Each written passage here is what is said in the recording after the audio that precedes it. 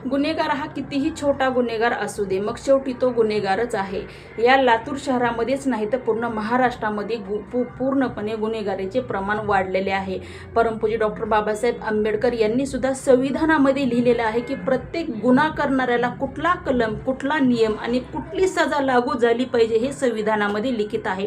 परंतु आतापर्यंत एकाही नेत्या मायकेलालनं संविधानाच्या कलमाचा नियमचा वापर केला नाही आणि म्हणूनच पूर्ण लातूर शहर नव्हे तर पूर्ण भारतामध्ये गुन्हेगारीचे प्रमाण वाढलेले आहे।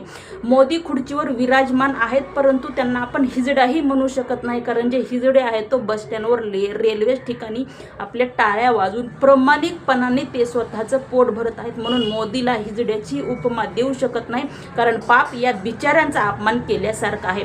परंतु मोदी यांच्यासोबत टाळ्या वाजवण्याचं तरी काम करू शकतात। लातूर शहर हे पहिल्यापासून शिक्षणासाठी प्रसिद्ध आहे आणि याच लातूर शहरामध्ये शिक्षणाचा पूर्णपणे खेळखंडोबा झालेला आहे। जे नेटचा पेपर फुटला त्याच्यामुळे 3 विद्यार्थ्यांना स्वतःचा जीव गमावला आहे आणि नेट पेपर हा कोणाच्या चुकीमुळे फुटला हे कायद्यानं खूप CBI चौकशी करून पूर्ण चौकशी केली पाहिजे।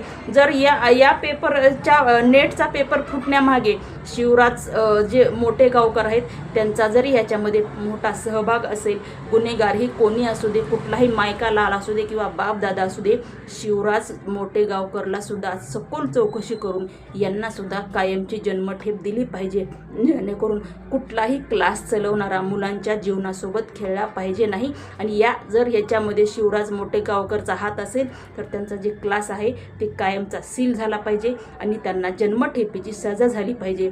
तेव्हाच त्याच्याशिवाय काही लातूर शिक्षणावर जे गुन्हेगारीचं प्रमाण वाढलं आहे ते थांबणार नाही आणि ज्या हकनक 3 विद्यार्थ्यांनी बळी गेलेला आहे त्यांना जर कुठं न्याय मिळवून द्यायचा असेल तर गुन्हेगार कोणीही असो त्यांना एकच कलम, एकच नियम, एकच सजा, ती म्हणजे जन्मठेपेची सजा।